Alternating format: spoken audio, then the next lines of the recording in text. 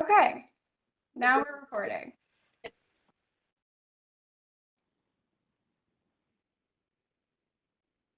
Back to it. Okay. Thanks for coming to our information session. Myself, Ashna, Meg, and Amory are here with the PollinateTO team, and I'll introduce everyone in a minute. We're really excited to be opening up the applications for our sixth round of PollinateTO grants. And tonight is really just intended to go over the application process, some eligibility details, also just why bugs rule and native plants are incredible. And hopefully, if you're just curious about the program or you're really set on applying, you'll walk away with something either way. So first, we are going to do a land acknowledgement and acknowledging the land that we work on through this work where we're rehabilitating sites and connecting with each other and the land. It's really important to understand that through that process, we're also honoring the land's past and histories. Toronto is traditional territory of many nations, including Mississaugas of the Credit, Anishinaabe, the Chippewa, the Haudenosaunee, and the Wendat people.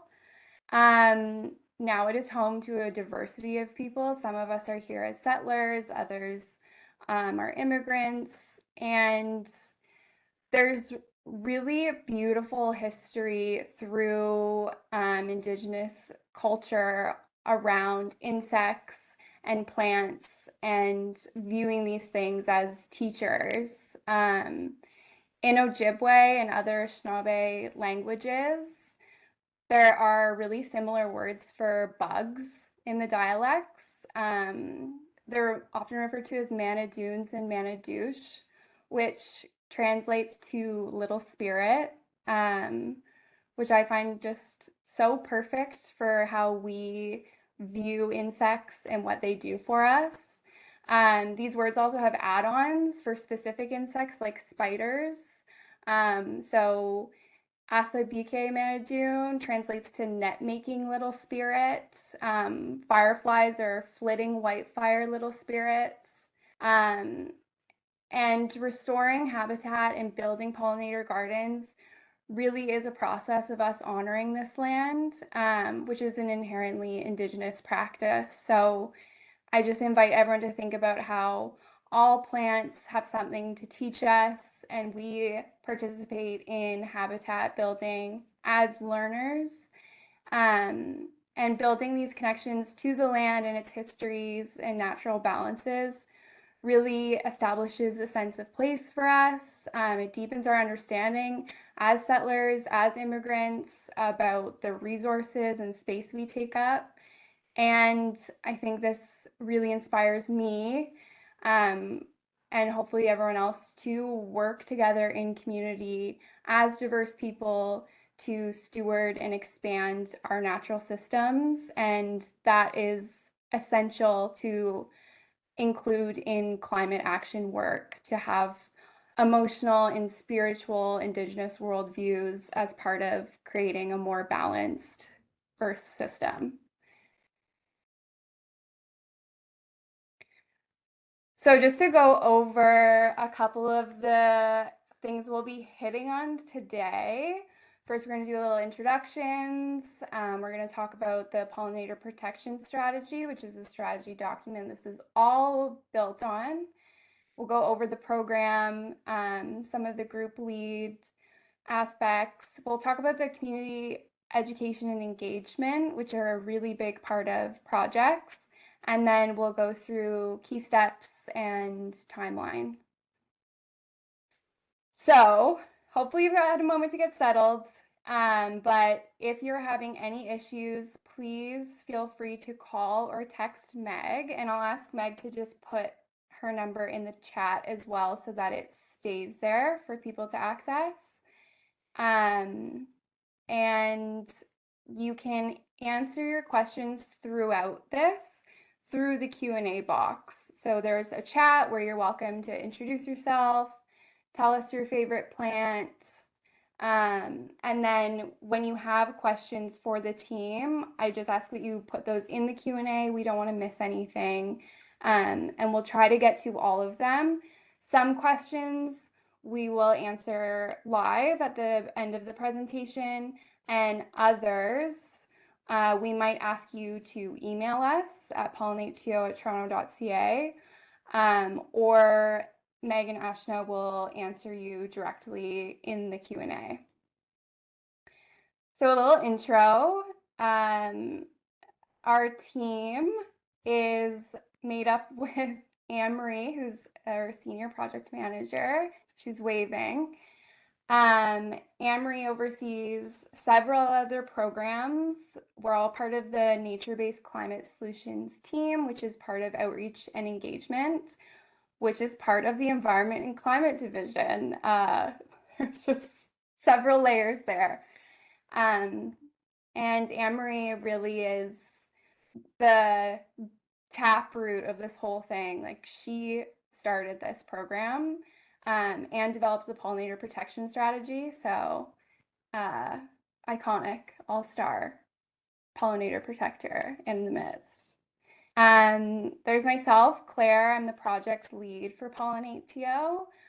I live and breathe this stuff. I think about it all the time, and it makes me so full of joy. And I will be probably the primary person that you communicate with through the application process. Then we have Meg. You can see Meg here is helping someone put a plant kit with native plants on their bike. Just doing great work here. And Meg is a great supporter on the team. And then we also have Ashna. Again, these are incredible staff photos. We all just look really, really happy and great at our jobs, which we are. So Ashna is also here and will be supporting with questions. So let's jump into the fun stuff. Why are pollinators important? So pollinators play so many roles in our everyday lives, and they really are, as little spirits, something that goes unseen. So pollinators pollinate plants. So pollination is an ecosystem service where insects visit plants and pick up pollen, and then they're able to help plants reproduce by distributing that pollen. If you've seen bees with their little pollen pants on, they're carrying that pollen all over the city. And you'll see too, if there are current vegetable gardeners, when things don't get pollinated, they kind of just shrivel on the vine. So they're essential for food production and also for biodiversity, not just for pollination, but also as a really critical food source for other wildlife. So something that just blew my mind that I learned more recently is that when a pair of finches are rearing their young in the spring, they will feed the fledglings, so the baby birds, up to 300 caterpillars a day. So when we think about how much caterpillar and pollinators we need just to feed the bird population, and then we also need them for pollination of our plants, we really, really need pollinators, and we need a lot of them. So that's part of why this work is so important. And then native plants. Native plants are what we build our gardens around. They're the building blocks to biodiversity. The plants are there for the insects that feed the wildlife, and it just goes completely up the line. Native plants are really important for climate change mitigation and also resilience, and we'll talk a bit about rain gardens and other ways native plants help with carbon storage. There's also really interesting research that's come out recently about how native grasslands are able to capture and store carbon so much more efficiently than we realized, because they realized their storage capacity sooner than trees do. So if you think about planting a tree, it'll take years until it's able to really store a lot of carbon. But if you plant a grassland, which in an urban setting, they have a really great chance of survival. Grass love it dry and windy. Um, they are able to realize that carbon storage capacity so much sooner. And part of that is because they have these really deep root systems that restabilize the soil, they feed the soil, and this is also what makes native plants essential to land remediation. Not knocking trees, trees are absolutely essential, just a really interesting tidbit. So all of these kind of come together to make ecosystem services. So there's several ecosystem services that pollinators are really connected to, and that's a big focus for us as being a climate action in promoting pollinator stewardship in a city like Toronto, that there are so many spaces for opportunity to make these gardens that are full of life and really restore some of these ecosystem services that have otherwise been lost. Food production, I just got to look at the picture. This is what grocery store, it's like a demonstration of what food would be available if there weren't bees. And I think that really says a lot.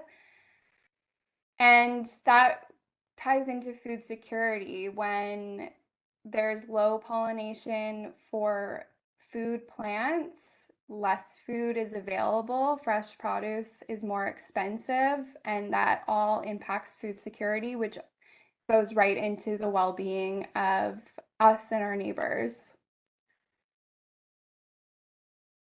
Like I said before, native plants also sequester and store stormwater and also carbon.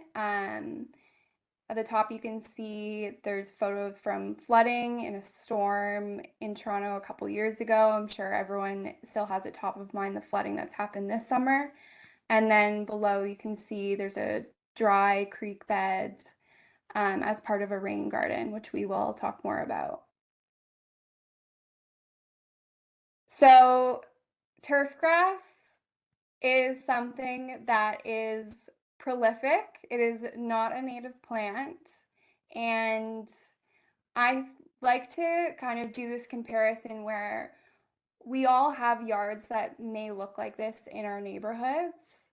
And I think a big part of pollinator stewardship is also making landscapes that are deeply life supporting. So when I compare this to this, um, the pollinator garden is just so joyful and colorful, and you just looking at this photo, I already know what it sounds like, that there's buzzing and there's activity.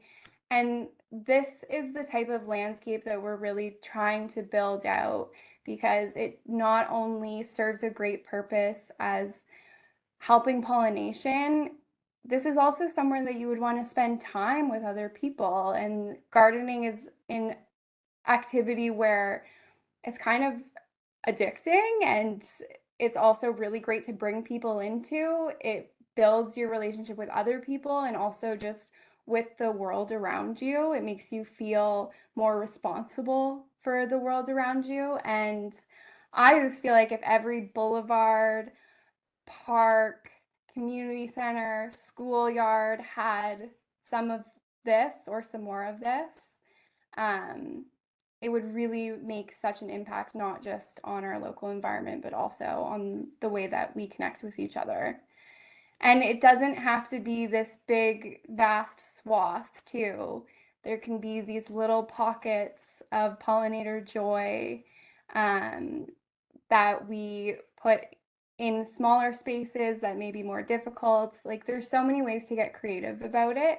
And native plants want to live so bad, they actually help you on the way.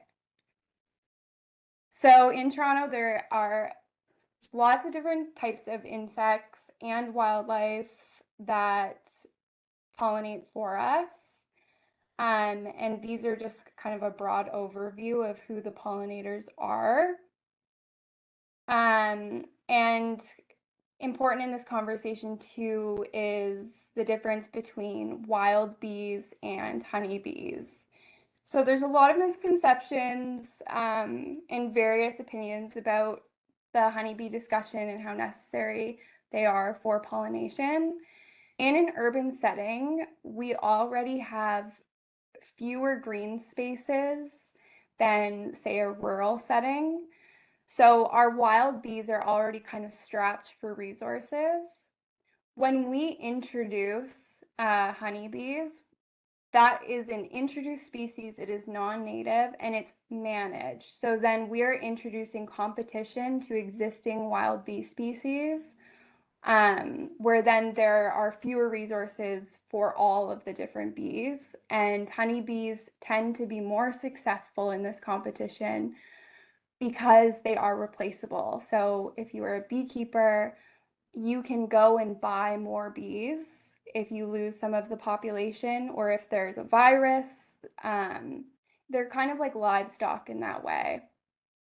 Wild bees, when lost, are gone. And that really is why we focus on supporting habitats for wild bee species.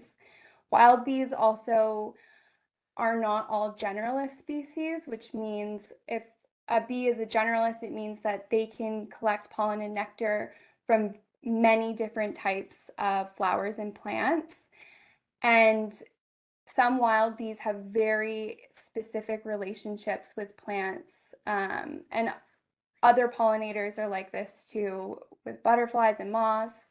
So growing those native plants is really important. And this is kind of just another way that the native plants and wild bees and pollinators kind of get tied together. There's more than 350 bee species in Toronto, and there's more than 100 species of butterflies. And just on the left, you can see Toronto's official bee, which is the green metallic sweat bee, Agapossum inflorescens. They're gorgeous. Now that you've seen a photo, if you're not already familiar with this bee, you will see them around. They're very fast, so you have to be taking it slow and paying attention. But it really will just excite you. The green is stunning. We have this really beautiful mural near Bathurst Station of Toronto's official bee. Gorgeous. I would really recommend going to see it. It's really vibrant and such a nice just little tribute to the bees that keep our city beautiful with flowers. But it is also not all great news because pollinators are under threat due to several different pressures. So a huge one is habitat loss. When we look around, yes, we have parks and we have beautiful swaths of green space in Toronto. We're very lucky for that. But on a zoomed out level, we have lost a lot of green space and native plant material that would have grown wild here. So habitat loss is a huge threat to pollinators. Climate change also introduces a lot of different pressures. We had a really early spring where the warm weather started quite soon this year, and instances like that can mean that bumblebees come out of diapause, which is like hibernation, and the food resources that they need aren't available. So climate change also puts a lot of stress on pollinator populations. Invasive species, really threatening. In the photo there is dog strangling vine. You may recognize it. It's all over Toronto and it's very invasive. It's really difficult to get rid of because you have to actually dig it up. You can't just pull on it because then it sends out more. And because strangling dog vine is in the milkweed family, monarchs will mistakenly lay their eggs on this invasive plant, in which case the eggs aren't able to survive. And then lastly is pesticides. This is more of like a widespread thing where agricultural and like golf course uses of pesticides, anywhere they're applied, impacts pollinators much further because of wind and groundwater. So all of these things together kind of make up what the most threatening parts are towards pollinators. So as a way to approach some solutions that we as a municipal government can take, we have created the pollinator protection strategy. So this is a strategy that was approved by council in 2018. Habitat creation came out of it as a key priority for the strategy, and it outlines many, many different actions, both for the city and also on the community level. So out of the pollinator protection strategy came PollinateTO. It was kind of the motive to start this program as a way to create habitat. So an overview of the program, it started in 2019. It is open to all nonprofit groups and neighborhood groups, individuals in small groups. We'll talk more about eligibility in a moment. Projects can be on private and public land. It can be new and existing gardens. This is just an overview. So if you're thinking of questions that have to do with these bits, I promise you I'll get more into it. And something that we do give priority to is projects located in Toronto's neighborhood improvement areas. So these are areas in the city that have shown to have social inequities and resource-wise inequities based on different indicators of well-being. The goals of the program are to create pollinator habitat, to educate and engage the community, and also through these to inspire others. And this is where that kind of snowballs into some other wonderful things. So a little bit more detail on who can apply. Individuals and businesses cannot apply, but lots of different types of groups can apply. So if you're in a resident group, if you're getting together with a few other tenants in your building, or neighbors, business improvement areas, so BIA groups, community groups, nonprofits, charities, Indigenous groups, school clubs. It really, really goes on from there. If you have specific questions about whether or not you're eligible, you're welcome to ask them to one of the team members. But the biggest thing is 3 or more people from different households is baseline what a group is. So that is what we look for. It's just not businesses and not people on their own. Let's get more into eligible locations. So new pollinator gardens are eligible if you're looking at a swath of turf grass and thinking about how you just want to throw some compost on it and start something new. That would be an eligible location. Existing gardens are also eligible. You can expand them, or even maybe there's a derelict garden in your community that you've been keeping your eyes on. So you can enhance it or kind of breathe new life into a garden space through the grant. And you can also replace lawn and hard surfaces with garden area.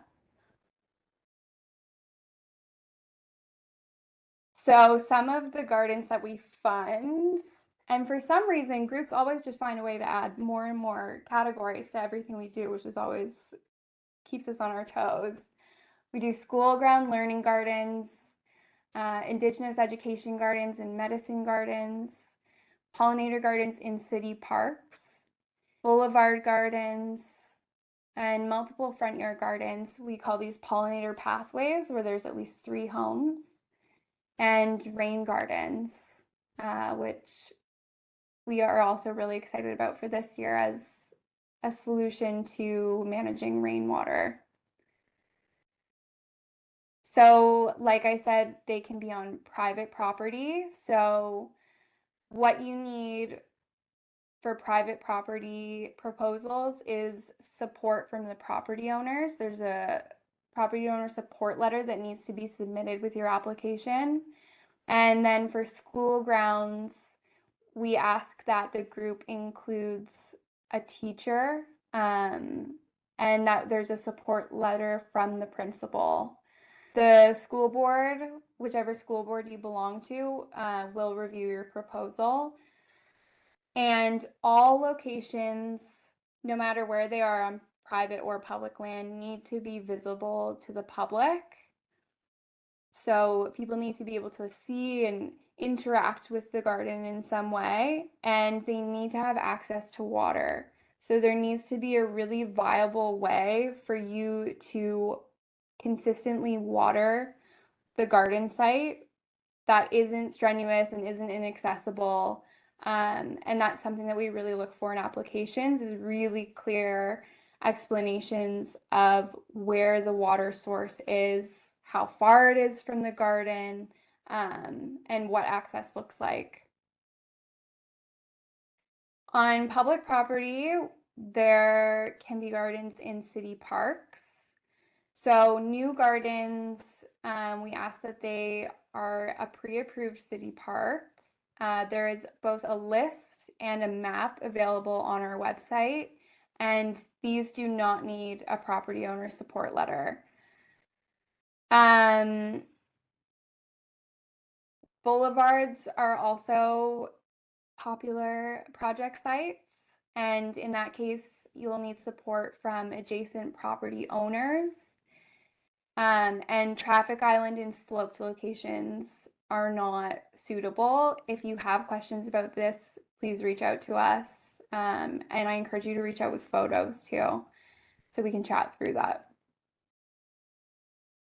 Just getting into some numbers from past years.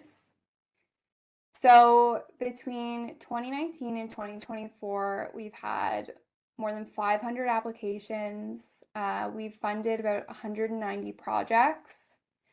There's 500 gardens now, and there's more than 25,000 meters squared of habitat. Lots of schools, lots of NIA and emerging neighborhood projects. And when you think about this space, so that 25,000 meters squared of space, if that were a park, if it were all condensed, it would be such a significant swath of land. So it really, really does make a difference. It doesn't mean that projects need to be huge spaces to catch our eye. It's more just about the cumulative impact. And some of those little postage stamps, as Anne-Marie calls them, really make a difference too in neighborhoods where there are harder to reach green spaces. So we have a project map online, and I would really encourage you, if you're interested in applying, to look at some projects in your neighborhood and close to you. You can use this map to toggle on different features. So if you want to see other projects at churches or other projects near schools, other park projects near you, you can use this map as a tool.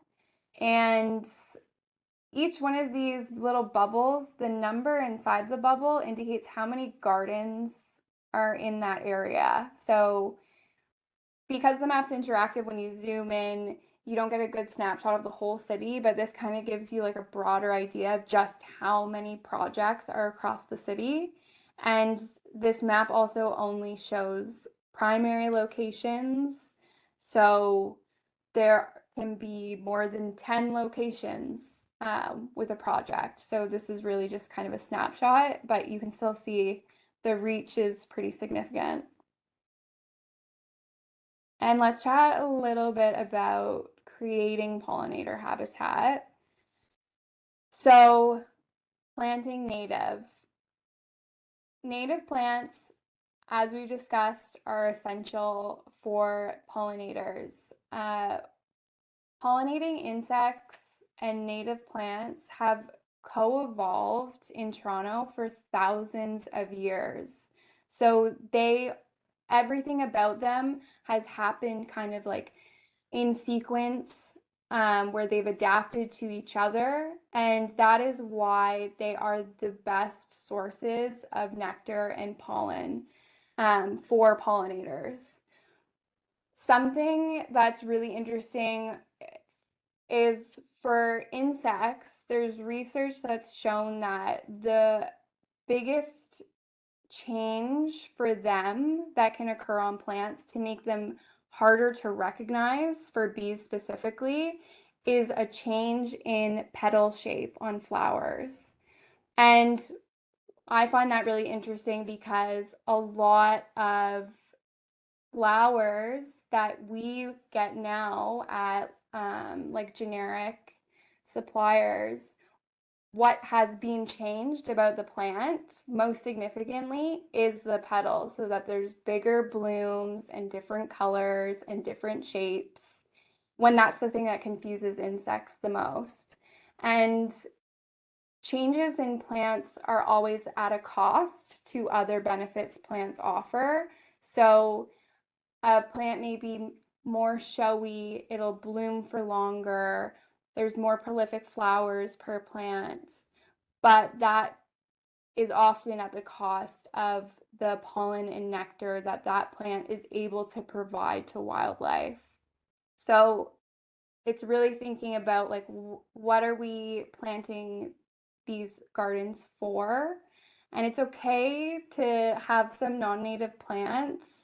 Like I said, all plants have something to teach us, but we really look for like a 95% or more native planted garden because non-native plants just aren't able to offer these same habitat resources.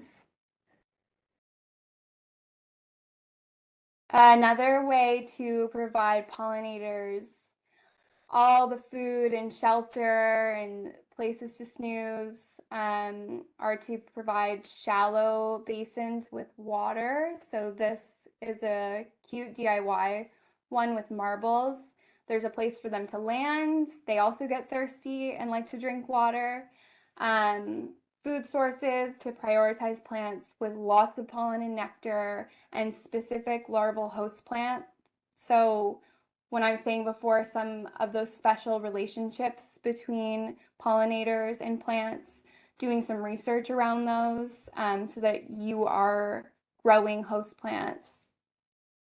And also nesting and overwintering sites. So beyond the plants, it's really important to leave some bare soil and for there to be hollow stems left, leaf litter. Our big thing is to leave the leaves. So leaves are essential habitat for pollinators to overwinter. They also feed the soil. And the little pithy stems that are left in the fall from native plants, bees will nest in them, which, as you can imagine, feels like it's out of a storybook. And that's where they overwinter. So it's also really important to just let nature do her thing. Just a little overview of rain gardens. We also fund rain gardens as part of pollinator gardens. They are also pollinator habitat. And rain gardens are landscape depressions. They're designed to capture and absorb stormwater runoff. So if you have a big roof or a driveway or a parking lot nearby, this can be a really great way to redirect water from buildings while providing habitat for pollinators. And this also cleans the water naturally as it enters the soil.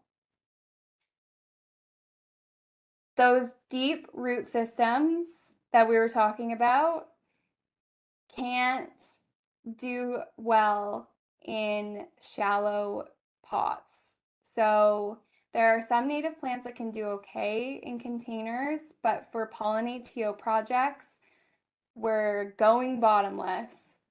So stock tank planters, raised beds, all of that, they cannot have a bottom on them. We want there to be access to the earth for these plants to truly take root and for them to be a legacy garden. So we really want to promote the plants reproducing and getting those roots in as deep as they can. They can go up to 5 meters deep. So as you can imagine, it's really difficult to make conditions for them to really thrive with closed bottom containers. If you're a school applicant, we do also have a approved vendor where you can purchase bottomless stock tank raised beds. And there's lots of other options, but our preference really is usually open earth.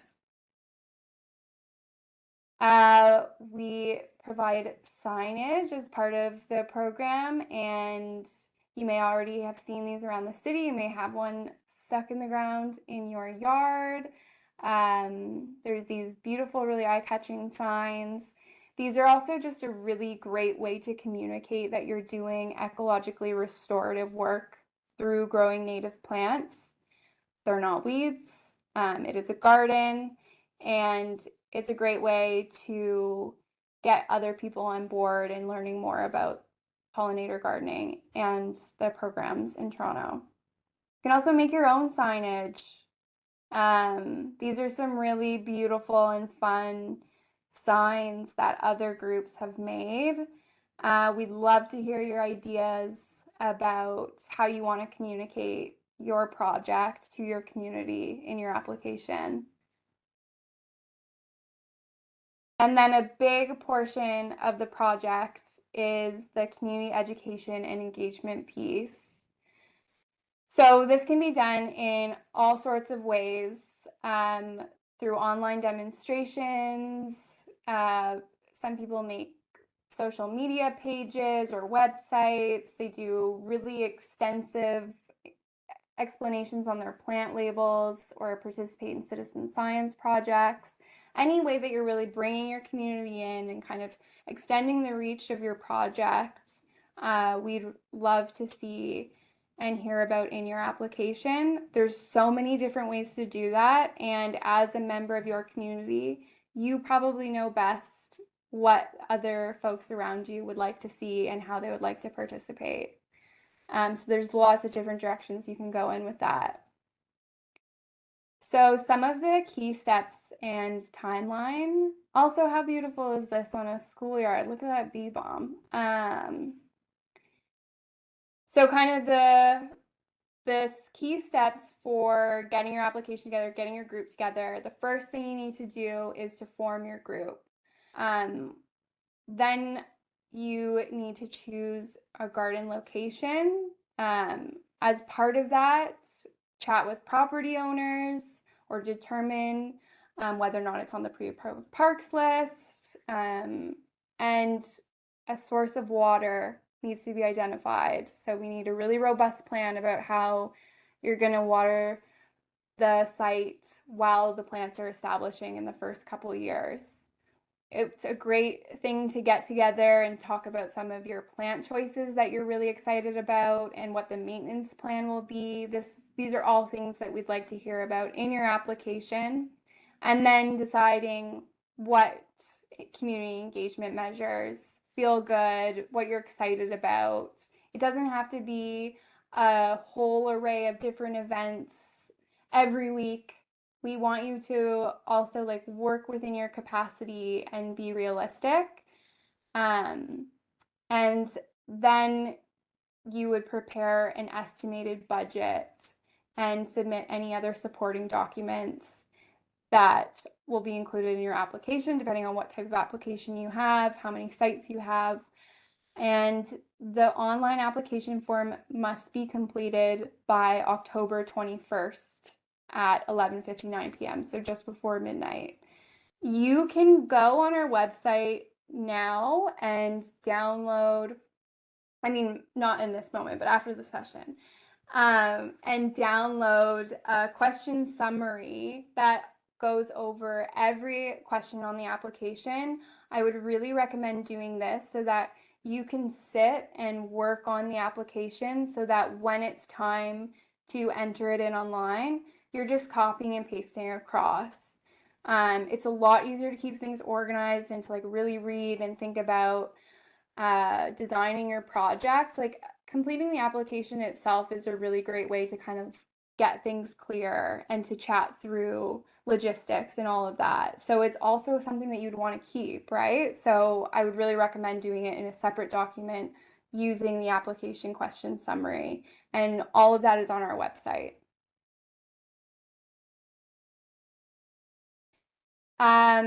Some of the supporting documents, there are templates available for all of the documents, whether or not they are optional. So you can go online to download a property owner support letter. We ask for garden location photos, and please send us photos that aren't just of the garden site itself, but also kind of like situated in the broader landscape.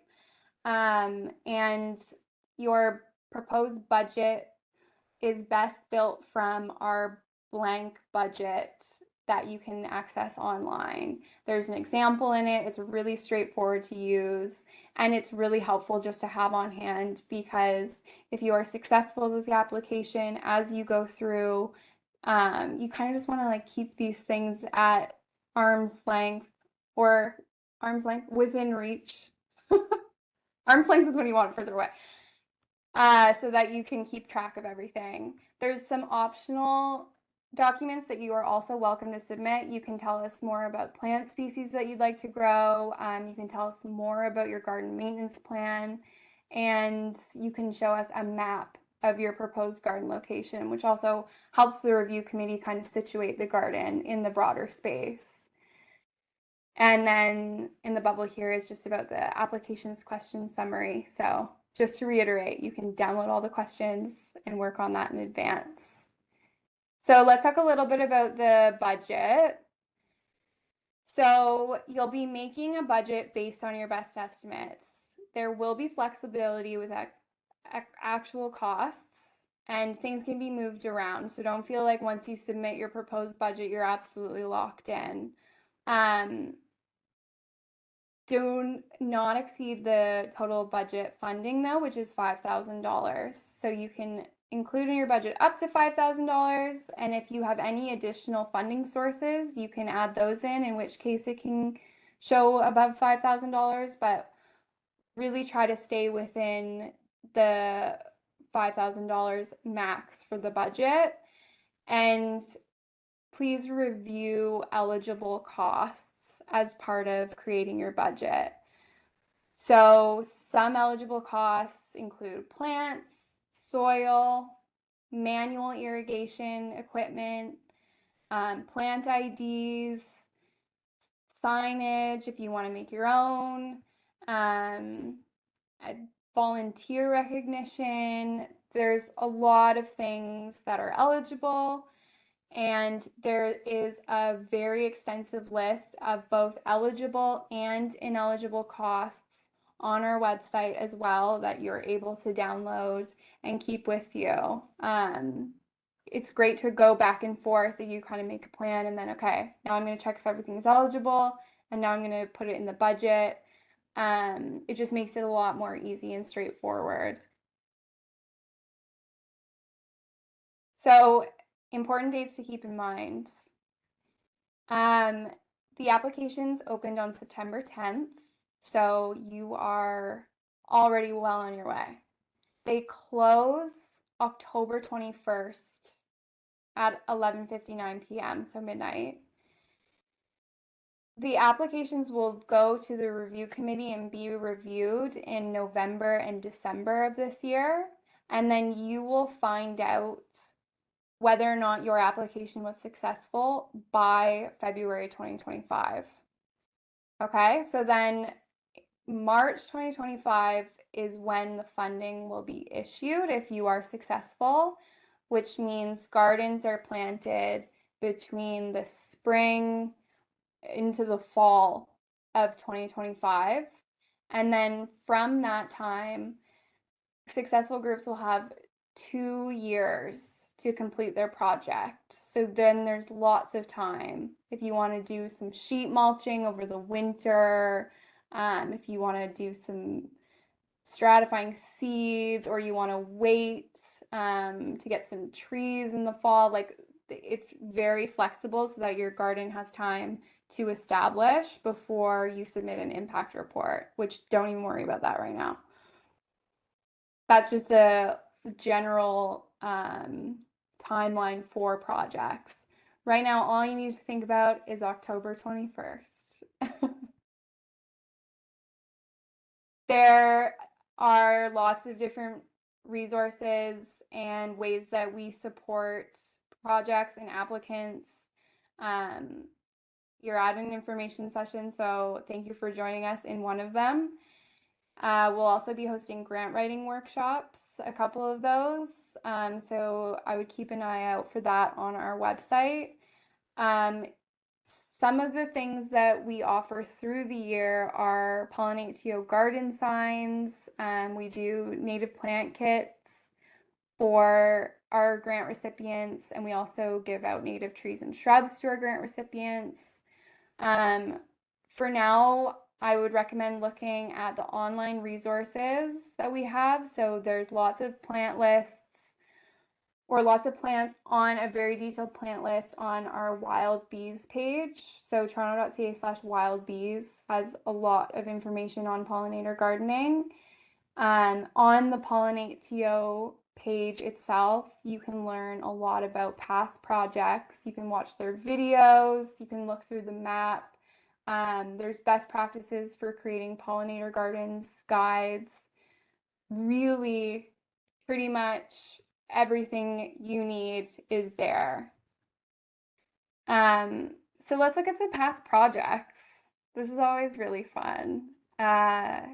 So one of our projects is at Allen Gardens, which is a beautiful park. And this is their pollinator playground site where they created a pollinator garden close to a playground. So it's an opportunity for kids and youth to learn about pollinators and native plants. And this is when they were just getting started. And this is the garden afterwards. And if you're ever in the area, I'd really recommend stopping by because this is before the garden was even fully established. It is really beautiful and lush. And a very sweet little sign to explain the garden has been added to the fence as well. This is Greenland School. This before and after just makes my heart flutter. As you can see, it's kind of like, it looks like pretty compacted soil, some turf grass, a lot of crabgrass, and this is what they converted that space into. There's these little winding pathways that students can use to go and explore the plants. There's little markers throughout, and there's also hand-painted stones that students contributed to the garden, and it really feels like a space to sit and spend some time compared to what it was before. It's really, really beautiful. This is another project that is outside of OCAD University. Kind of similar. Before, it was a plot of turf grass. Also, now that we're talking about this, if you don't already, you will see plots of turf grass and you won't be able to unsee them as pollinator gardens now. When I'm walking around and I see these big swaths of turf grass, I can I just love imagining what they would look like as like a meadow. And this is what the OCAD group turned this space into. So now when you walk down this path, you're kind of greeted with these buzzing bees. There's grad students who are doing research on bees in the space through bee collections. And then it's also like an inspirational space for design and art students, which is amazing. And now you would go and sit on one of these armor stones and spend some time, whereas before I don't know how appealing that would be. Like I said, everything you need to know is on our website. Um, there's tons of different links to other resources and materials. All of the lists and documents I've talked about this evening are here. So please do a thorough sweep of the website, and I would assume it's almost certain that what you need will be here. So this website will be a great friend through your application process. And if your project is not selected, um, it is a competitive grant, so we wish that we could fund everything. There's so many projects that just totally capture us, and unfortunately, we're not able to provide funding to everyone. So if your project is not selected, I would recommend to refer to our online resources on pollinator gardening so you can get started anyway, and then stay in touch. Like I said, we do plant kit giveaways. We have other things that we'd love to connect you to for affordable resources for pollinator gardening and just opportunities to get more involved. And apply again. It's really worth applying again. And sometimes this is just, it's kind of serendipitous that you come to the info session, maybe you're really new to pollinator gardening, and this will already open something new up for you so that when it comes back around that you can apply, you're that much more ready. And please remember that our team is here to help. We're happy to answer your questions and provide support. You can always email us at PollinateTO@toronto.ca with more specific project questions. And we also just love to chat about bugs and plants. So don't feel like you need to be a stranger. We're happy to chat through things with you. And that is it from me. So again, this is our email where you can reach out. Our website, I also mentioned the Wild Bees website, toronto.ca/wildbees. Really great resource. And really looking forward to reading all of your applications. And we do read all of them so thoroughly, and we talk about them, and I think about them. So just know that we're really looking forward to getting to know you through your application and being able to provide input either way. Thank you so much. That was awesome. Thank you so much, Claire, for the valuable info. We have a few questions that we can go through. One of them was a question about native bees compared with European bees. Just wondering which one is the more efficient pollinator, and related to that, if honeybees and beekeeping is part of this program. So there's some interest in learning about that. Yeah, thanks so much for asking about that. So native bees are incredibly efficient pollinators. Um, the other thing that's more pressing about this is we don't fund any beekeeping through the program. So, like I was saying before, with urban settings and managed bees, we really like everyone can be a beekeeper through having a pollinator garden. You don't need to buy the bees. So we really do not fund anything to do with honeybee keeping. Um, I think in certain applications it makes sense with like mass agriculture and stuff, but we are in a city where there are very few resources, like I said. So that is just not a part of the pollinator gardens that we are building. We're really trying to build them to have habitat and food for wild bees because they are the best at pollinating native plants. Like I said, they've co-evolved with native plants in this region, whereas honeybees are an introduced species. Honeybees are generalists, which is why people like using them in agriculture and they're easy. But there's also some like really tricky specific native plants, and native bees really are the best pollinators for those. Awesome, thank you. And we have another question here, wondering about responsiveness for installing a hose and whether that is a possibility to get that support from the city. Responsiveness for installing a hose. This sounds more like a project specific question. I can't answer that confidently without knowing more about the site. Like, I don't know if it's a park or a community center.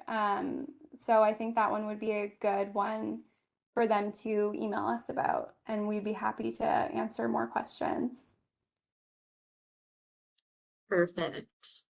And another question for you is whether those who are successful in being accepted to the grant, can they choose their own landscaper?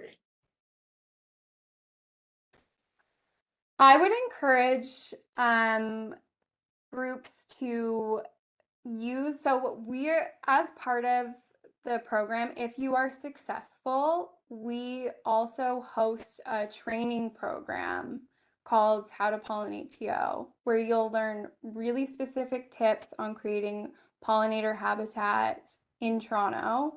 You can use some of the funding for planning out your garden, but I would not encourage using a lot of it. There are also limits to that, which you can find all of those details on the eligible cost list.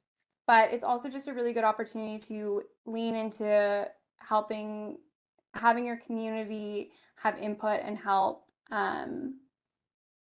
It's different if it's a land educator where it's like a little bit more holistic. But all of the information on what is allowed is in the eligible expense list. So I would encourage them to look through that for more specifics. That's great.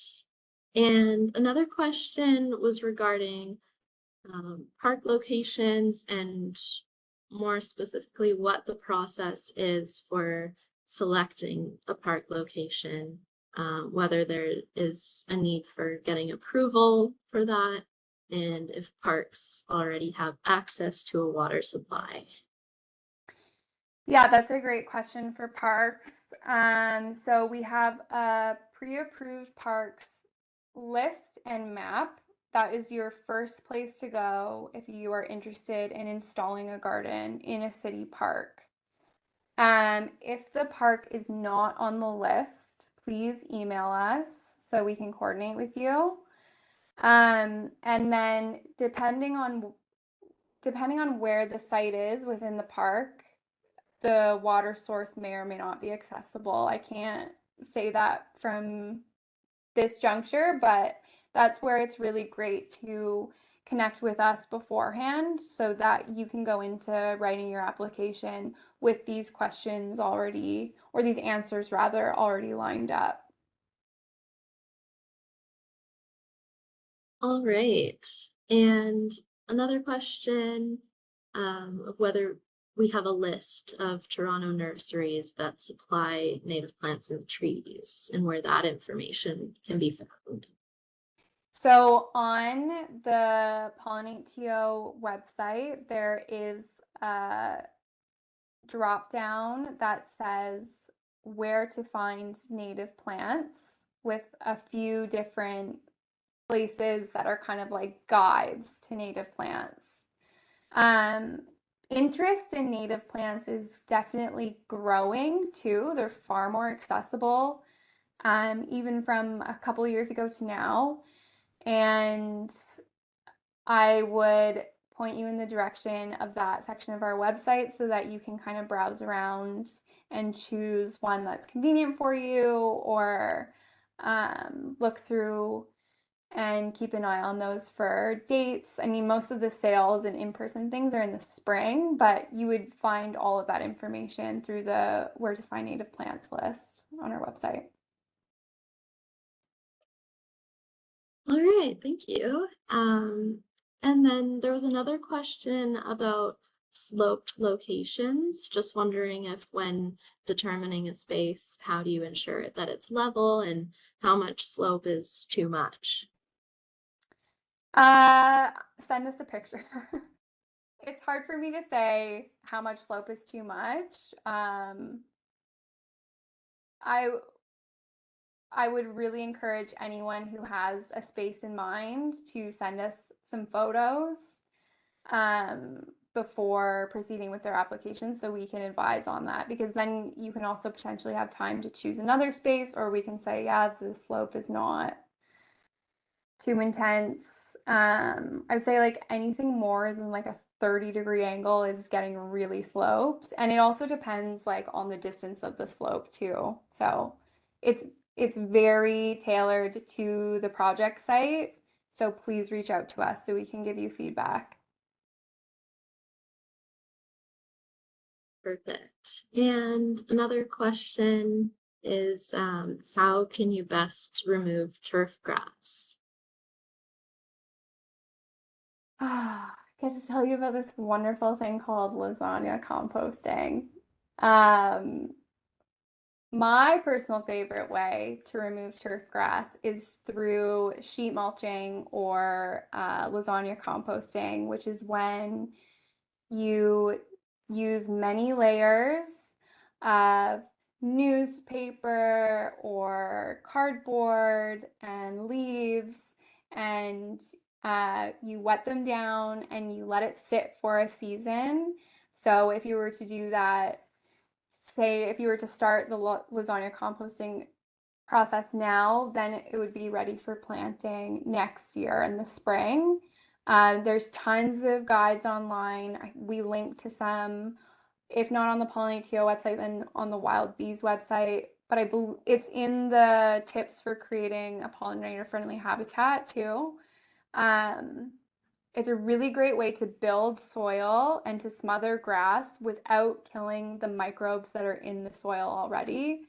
So there's other methods you can do, like solarizing, which is when you lay down plastic and you smother turf grass through the heat of the sun, but that kills everything in the soil too. So it's not only the turf grass and the roots, it's also the insects and the microbes, and it can be kind of invasive in that way. It's necessary in some cases when there's really, really difficult invasive plants in this space, like creeping bellflower. There's some cases where solarizing is necessary, but I would really recommend looking into sheet mulching or lasagna composting, which are the same thing. It's just two different words for it. Okay, awesome. Thanks, Claire. And we have a follow-up question related to our discussion on slopes. Just wondering what the drawback is of planting on a slope. um, so slopes are just really difficult sites to plant on, and there are different drawbacks with the way that the water travels through the space. If you have a specific site in mind that feels sloped, I mean, the how sloped is too sloped is honestly becoming a philosophical question to me. I'm going to think about it all night, but I would really say please email us. Would love to chat about it more and would love to see the site And then that way we can give you the most reliable information. Perfect. And that is all we have for questions at the moment. So if anyone else has follow-up questions related to the presentation or general questions, please, this is your opportunity to ask. And if not, then you have the opportunity to reach out to us by email with any questions that come up at a later point. So we'll just maybe give a couple minutes to allow any other questions to trickle in.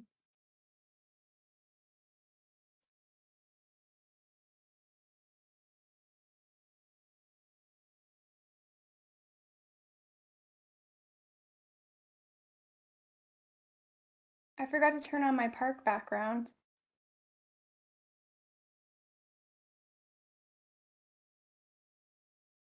We have a question from Deborah.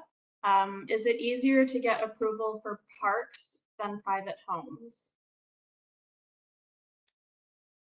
I can't say one way or another what type of sites are easier to get approval on. It really is like this triangulation of your project where it's like site viability, water source, what you're proposing as your community engagement piece.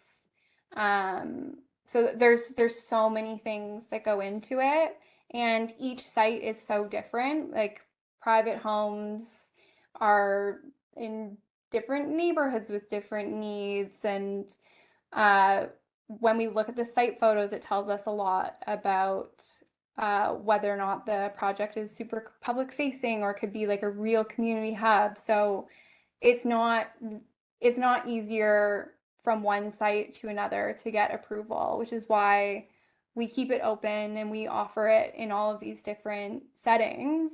And we have projects across these, and we funded projects on front yards for private homes last year and the year before, and we funded parks last year and the year before and the year before. So it really more just depends on the application.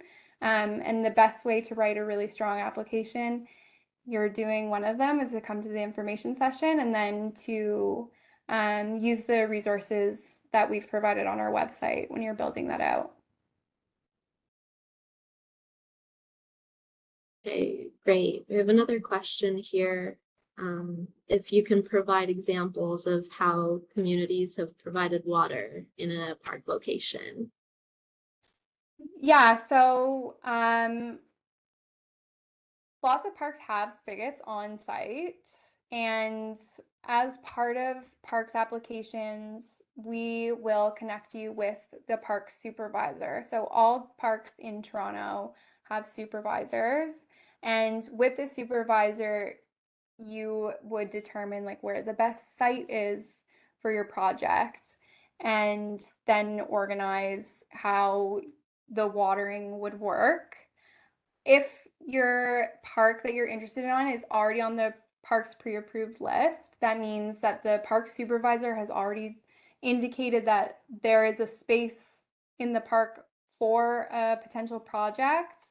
And we also work with Parks, Forestry, and Recreation to review the applications.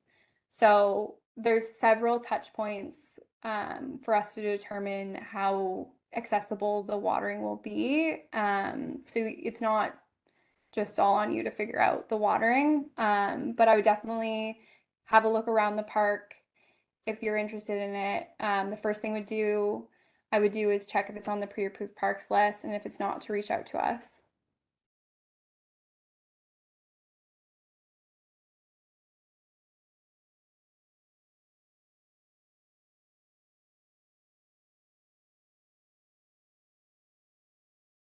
All right, and that is all we have for questions for the night. Oh, just as I say that, another question came in here. Peter is asking, would Toronto public golf courses be within location scope? As long as it's out of the way of golfer traffic. That is so interesting. Send us an email. I mean, if it's City of Toronto, if it's like in the entrance, yeah, outside of golfer area, that would be a really interesting proposal. Like I said, everyone always finds a way to create a new category. I love it.